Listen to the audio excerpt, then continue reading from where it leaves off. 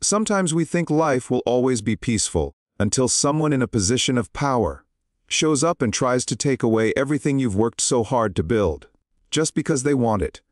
Today's story isn't just about a yacht, a guest house, or a piece of lakeside land. It's about how one ordinary man stood up against an overreaching HOA, protected what was his, and reclaimed peace for his entire community. This isn't just a story. It's a lesson every homeowner living under an HOA needs to hear. Because you'll see why. You should never stay silent when your rights are under attack. There are moments in life when you feel you've truly found your own piece of paradise. For him, that moment came 12 years ago, on a misty morning, standing on the edge of a lakeside property, feeling the cool fog kiss his skin, breathing in the crisp, clean air that filled his lungs. The lake was perfectly still, mirroring the towering oak trees that leaned gently over the water, and in the distance, small sails flickered under the soft morning sun. He was a freelance software consultant with a good income, and for years, he had dreamed of a place away from the chaos of the city. A place where he could work surrounded by nature, sipping tea by a calm lakeshore in the afternoons. And this property fulfilled every single one of those dreams. Nearly 2 acres of land, with a main house built from stone and oak, a wide porch perfect for watching sunsets over the lake. But he didn't stop there. A few years later, he built a fully equipped guest house, complete with a living room, kitchen, and a separate bedroom, ready for family and friends to visit anytime they needed an escape from city life. Some might call it a vacation home, but to him, it was simply a place where loved ones could gather and reconnect, whenever they needed a break from the rush of the world. But the crown jewel of it all, the piece that made him the proudest, was his 30-foot yacht anchored at his private dock. It was the result of years of saving, a dream he had turned into reality. Every weekend, he would sail out into the lake, the wind brushing through his hair, the waves gently rocking the boat, leaving all the stress of work behind. And for those first years, life truly felt like a dream. The neighbors were friendly yet respected each other's privacy. The HOA, the Homeowners Association, only collected a small fee for road and entrance maintenance, and once you paid, that was it. No one pried into anyone else's life. 10 peaceful years passed, filled with laughter when family came to visit, with lakeside BBQs, fairy sunsets reflected on the water, and mornings spent drinking coffee on his boat, staring at the glass like lake. He still remembers that autumn evening, 10 years after moving in, standing on his porch with a glass of red wine, the cool breeze on his face, the moonlight shimmering across the water, so beautiful it hurt to look at. And he thought to himself, "This is where I'll live for the rest of my life." Little did he know that this peace was about to be shattered. A new woman was moving into the neighborhood, bringing with her ambitions to control everything and plans to transform his personal paradise into a shared community asset.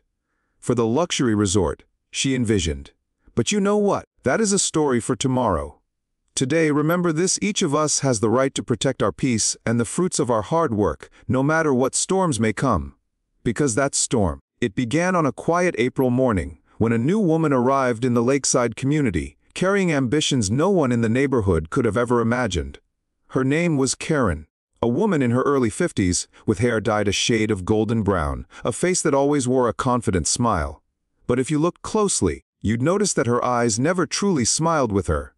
Karen bought a house about 300 meters away from his, near the main gate of the neighborhood.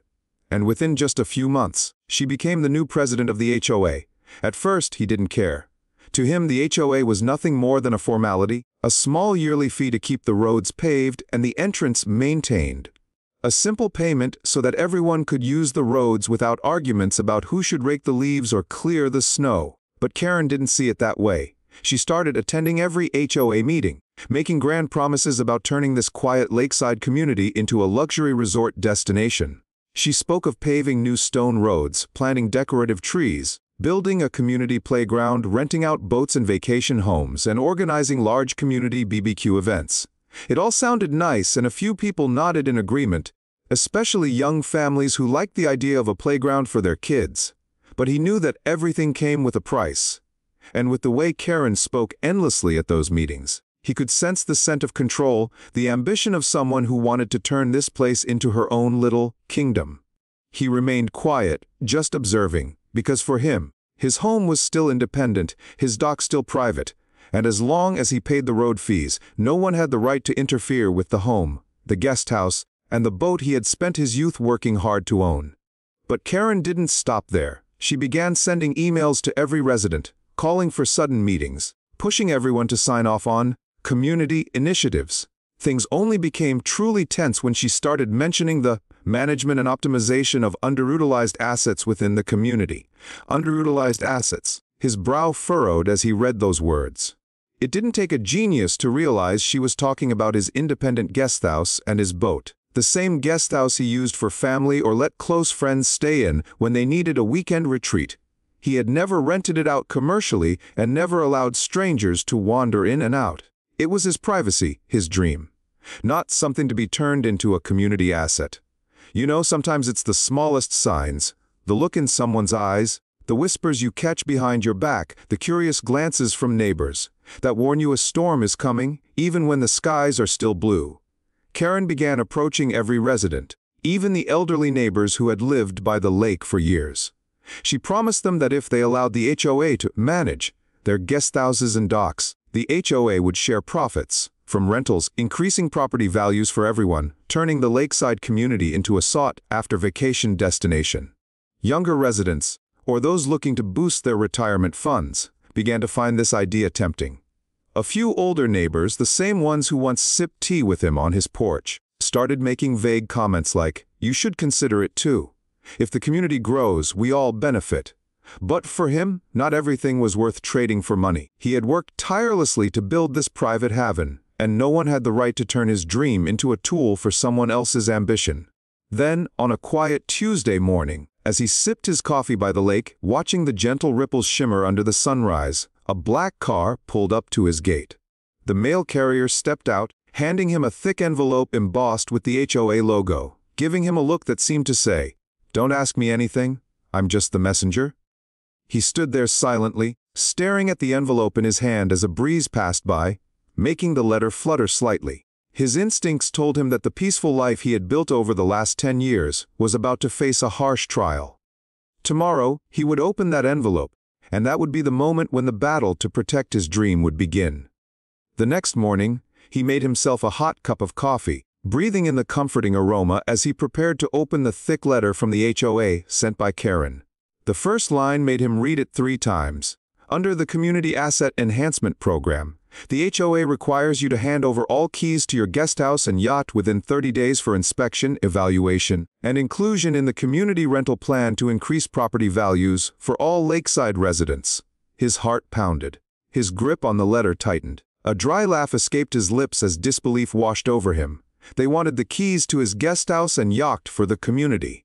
He sat down and continued reading. Inside the letter, Karen cited vague regulations from the HOA charter, filled with polished phrases like optimizing underutilized assets, increasing community benefit, spirit of consensus, and preventing wasted potential. But he knew exactly what all those flowery words were hiding. Karen wanted to take control of his private property and turn it into a tool for the HOA's profit. What made him the angriest was the final part of the letter. If, within 30 days of receiving this notice, you fail to hand over the keys to your guesthouse and yacht, the HOA will impose a fine of $500 per day for non-cooperation with community interests. The HOA will also coordinate with legal counsel to pursue necessary legal actions to ensure effective community asset management. The letter ended with Karen's sloppy signature, stamped with a glaring red seal. He set the letter down on the table and looked out at the lake glistening under the morning sun. His boat rested gently on the clear, blue water, while the small, cozy guesthouse peeked out from behind the old oak trees. A place where he once sipped tea with friends and family, a peaceful haven after long days of work.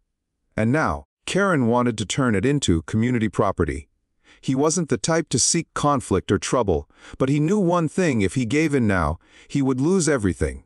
That night, he sat at his desk, pulling out every document from when he purchased the land, all the legal papers, the HOA's bylaws at the time of purchase, and the exemption clause that protected his property from HOA control, a document he had carefully kept for over 12 years.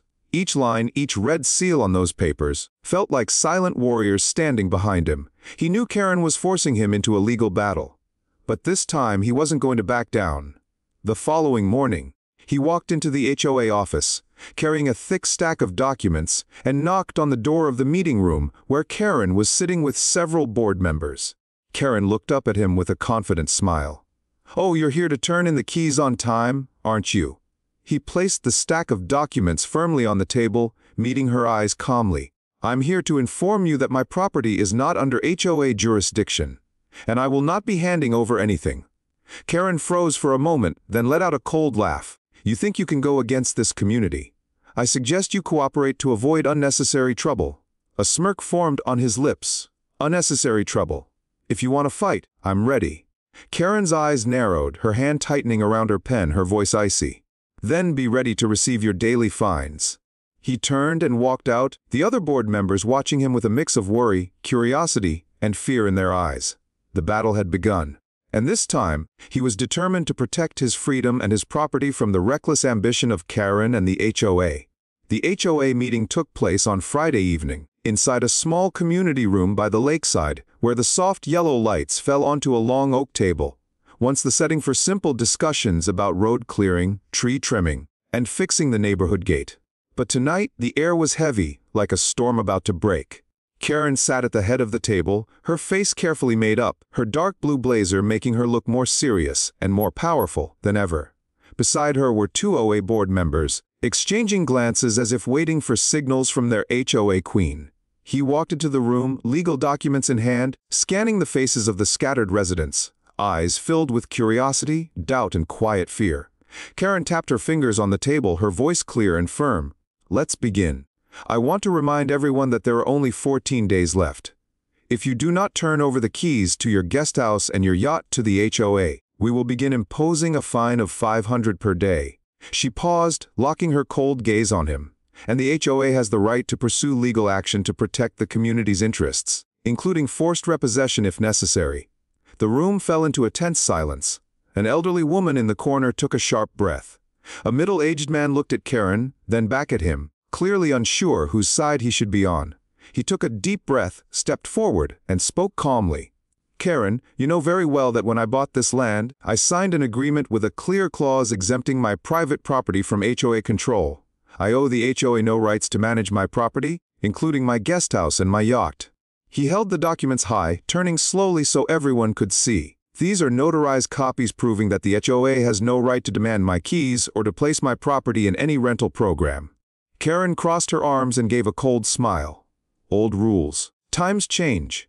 You can't cling to your privileges while the rest of us are trying to create value for the community."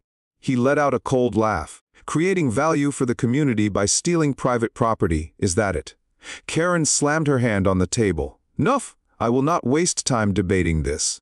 The HOA will start the fines on the 1st of next month.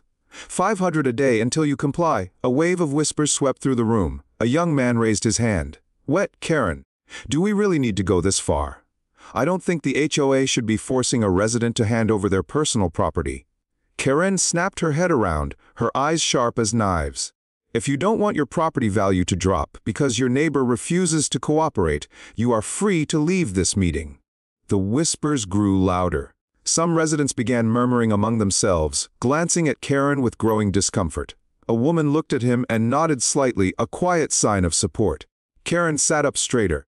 "I have 14 days to think about it. If not, the HOA will proceed to reclaim your property for the community's benefit."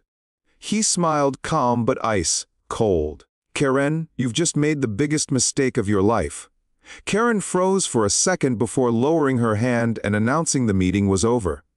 As he left the meeting room, he felt the weight of eyes on him. Worried, anxious, curious, encouraging. He knew that from this moment on, the real battle had begun. Karen had no idea that she had just pushed things too far. And he, with his unwavering resolve and solid legal proof, was prepared to protect his freedom and property at all costs. That night, he contacted one of the most respected real estate attorneys in the region, preparing for a full-scale legal counterattack. From this moment, the HOA would face a storm they had created themselves. The morning after the HOA meeting, he woke up, brewed himself a strong cup of coffee, and stepped out onto the balcony to watch the calm lake. He thought he would have a quiet moment to prepare for the legal battle ahead.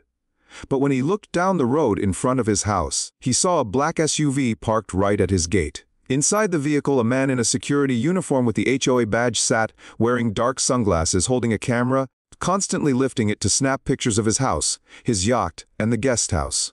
Every move he made was being watched. Karen had launched her psychological intimidation campaign. That afternoon, a large envelope slid under his door. Stamped with the HOA logo, inside was a violation fine notice stating, effective immediately, you will be fined $500 per day for failing to comply with the HOA's directive to turn over your property for community benefit. Below, a line printed in bold red ink read, failure to pay will result in the HOA placing a lien on your property and assets. He smirked, tore the paper in half, and tossed it into the trash. But he knew this was no longer a joke. That evening, while sitting on the deck of his yacht, touching up scratches on the wooden rail, he noticed the SUV was still there, its lights blinking in the darkness. The security guard still sat inside, occasionally stepping out to walk around the gate, taking pictures from every angle, a silent invasion. The next day, he received a letter from the HOA's attorney, signed by Karen, with a clear tone of threat. We have requested your cooperation multiple times, but you continue to refuse. The HOA is forced to take the necessary legal steps to protect the community's interests, including filing a lawsuit, placing a lien on your property, and proceeding with enforcement if needed. They thought they could scare him, but no, he was ready. He stepped into his office, opened the cabinet, and pulled out a thick folder containing all his legal documents, land surveys, the original purchase agreements, proof of his exemption. Then, he called his attorney. It's time they realize who they're dealing with. His lawyer, a man who had brought down many corrupt HOA cases, chuckled on the phone. Perfect. We'll hit them back hard. I'll draft a response letter and prepare our case so that when they attempt enforcement, we can turn the tables on them instantly. That night, he didn't sleep. The soft waves lapped against the side of the yacht, moonlight reflected off the lake, and the SUV still stood guard outside, silent and watchful, while he quietly prepared for the counterattack on the day the HOA decided to move in for enforcement. For him, this was no longer just about property. This was a battle to protect the freedom and peace he had spent over a decade building. Karen didn't understand that when you push a good man to the edge, that man will stand up, fight back, and never bow down. He hit send on the email to his attorney, his eyes steady, ready for the legal battle that would change this HOA forever. Saturday morning, while he was setting up the barbecue with his younger brother and a few nieces and nephews, the doorbell rang, echoing through the quiet lakeside air. He stepped out to find Karen standing at the gate, clutching a stack of papers. Beside her were two HOA board members with tense faces and a locksmith fumbling with his tools, getting ready. Karen, wearing a gray blazer, held up the letter like a judge delivering a sentence. Today, we are here to enforce the HOA's authority over community assets. You are required to immediately surrender the keys to your guest house and yacht. The locksmith began setting up his cutting tool on the gate's lock, while Karen turned to the board members, nodding for them to proceed, all while rambling on about the HOA's rights and community fairness. He folded his arms, calm, turning his security cameras and phone to record everything. You are trespassing on private property. Stop this now. Karen let out a sharp laugh. Oh, you're recording this? Go ahead. It won't save you. Click. The cold sound of the blade hitting the lock filled the air. At that exact moment, the front door of the house swung open. Out stepped his lawyer, dressed in a black suit, carrying a thick folder, flanked by two police officers he had requested for security. The lawyer's voice rang out, each word clear like a morning bell. Karen, you are trespassing on private property. Here is a cease and desist order, along with a pre-filed lawsuit for harassment, slander of title, and attempted illegal seizure of property. Karen's face turned pale, and the two HOA board members glanced at each other in panic. The police stepped forward. We were informed of the situation in advance and are here to maintain order and prevent any illegal trespassing. You are now facing charges for trespassing on private property. The locksmith froze, quickly withdrawing his tool, bowing repeatedly. I didn't know it was this serious. I was just hired. I'm sorry. I'm leaving. Karen started to stammer. You can't do this. I'm the HOA president. The lawyer handed over the documents, pointing directly at Karen in front of the growing crowd of neighbors now gathering to watch. I've submitted the original agreements, the exemption clauses signed 12 years ago, along with all property ownership documents verified by the county office. You have no authority here. Karen's face turned red, her hands shaking as neighbors' expressions shifted, from curiosity to shock to disdain. He stepped forward, his voice firm. "I've tolerated enough, Karen. This is my house, my yacht, my guest house, and you have no right to touch any of it." Karen tried to argue weakly, but the police raised a hand, demanding that she and her team leave immediately unless they wanted to be arrested for trespassing. Karen and the two HOA board members retreated in shame under the harsh, judgmental eyes of the neighbors. They could hear whispers trailing them, so Karen was wrong. Karen got exposed. Serves her right. His lawyer turned to him and smiled. A perfect counterattack. "Now, it's time to prepare the next step. They won't dare touch you again, and they're going to pay for this." He nodded, glancing out at the lake where his yacht gently rocked under the sun, feeling a sense of relief, mixed with a determination stronger than ever. Karen never expected that the day she thought she would take the keys would be the day she lost all her power in front of the entire neighborhood, losing the aura of authority she had worked so hard to build. The battle had only just begun. Karen thought that after being stopped from forcing her way in, she could continue a Cold War, using her HO president prestige to intimidate him into submission. But Karen had miscalculated. That very week, his lawyer sent Karen and the HOA an official notice. They were filing a lawsuit against Karen and her associates for harassment, slander of title, attempted illegal seizure of property, and emotional damages. Karen went pale when she received the lawsuit. Neighbors began whispering, "I heard the HOA is getting sued." Looks like Karen really was wrong. Why on earth did she think she could take someone else's yacht? During an emergency HOA meeting, Karen tried to stand up and explain herself, but the HOA's own lawyer announced that they had received a demand letter from his legal team, requiring compensation for damages or they would take the case to public court. Karen snapped, insisting she had done everything for the community. But this time, no one clapped. The people who once nodded along with Karen now fell silent, exchanging worried glances. Karen was abandoned. On the day of the trial, Karen entered the courtroom, looking hollow and drained, flanked by two former HOA board members who once cheered her on. He sat upright next to his attorney, eyes steady. His lawyer presented the evidence. Video footage of Karen attempting to forcibly seize the property. Legal property ownership documents and HOA exemption papers from 12 years ago. Photos of HOA security stalking his property, delivering threatening fine notices. Emails from Karen threatening forced entry if he didn't hand over his keys. Karen was speechless, unable to argue. The judge read the verdict. Karen and her associates have violated the plaintiff's lawful property rights, causing financial and emotional harm, and are hereby ordered to issue a public apology, reimburse all legal fees, compensate for emotional damages, and refund all illegal fines collected, totaling over 85,000 baht. Karen was stunned, nearly collapsing. Word spread quickly through the HOA community. Residents called for an emergency vote to remove Karen from her role as president. During the meeting, Karen tried to justify herself, but one by one, people stood up. "Karen, you've humiliated this entire community. We don't pay HOA fees so you can steal people's homes and yachts. You need to leave."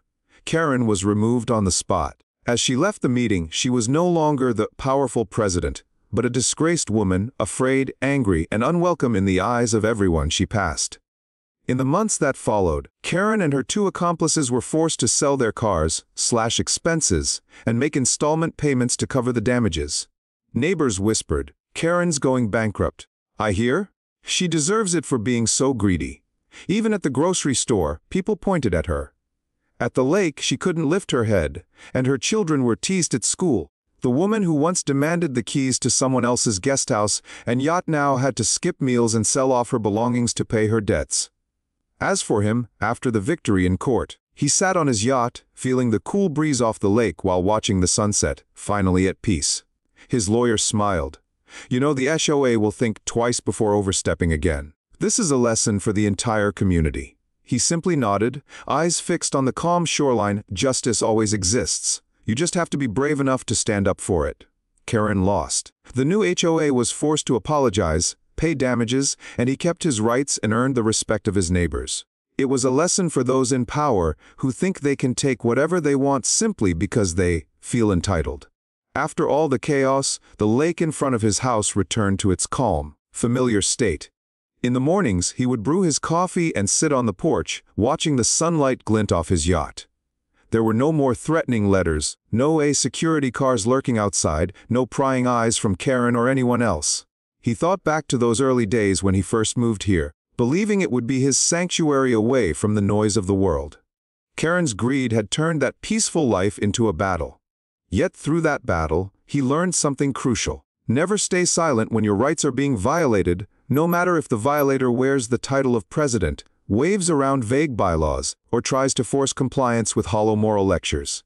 After Karen was removed, the HOA elected a new president, an older, gentle woman who had witnessed everything. At the next community meeting, she stood up and spoke. "We need to understand the laws before making demands, and we must respect each person's property rights. We live in a community, not a military camp." From that point on, the HOA became transparent. There were no more ridiculous fines, no more unreasonable demands. Whenever there were changes to the roads or landscaping, the HOA would send clear notices, including the applicable laws, and seek community input before making decisions. He, too, was invited to share his thoughts, and this time they listened with respect. One day, a young couple who had just moved into the neighborhood stood at his gate, hesitating before asking, "We've heard your story about how you stood up to the HOA to protect your rights. We really admire you. Could we get some advice?" He smiled, invited them in, poured them tea, and handed them copies of property rights documents and legal tools they would need to understand their rights while living in an HOA community. Every weekend, he still took his yacht out across the lake, the cool breeze brushing past him, the sky wide and blue, the water shimmering under the sunlight. He knew he had reclaimed this peace for himself by refusing to bow to injustice. Karen, the woman who once arrogantly tried to take his yacht away, had moved out of the community, burdened with the debt she would be repaying for years to come. People said she was now working as a cashier in a small grocery store in another town, living quietly, unable to hold her head high. That's how life is. There will always be Karens, people who abuse their power, who believe they can take what you've worked so hard for simply because they want it. But as long as you understand your rights, as long as you're willing to stand up, face them, and remain steadfast, no one can take away what you rightfully deserve. As the sun set over the lake, he watched his yacht gently bob on the water and let out a contented breath. True peace in life doesn't come from avoiding every conflict. It comes from being strong enough to overcome them. If today's story gave you the courage to protect your rights, hit the like button and subscribe to stay with us for more healing and inspiring stories. And have you ever encountered a Karen in your life? Share your story in the comments below, because your experience might give someone out there the strength to stand up and protect themselves too. Remember, you deserve to live in the peace you worked so hard to create. See you in the next video.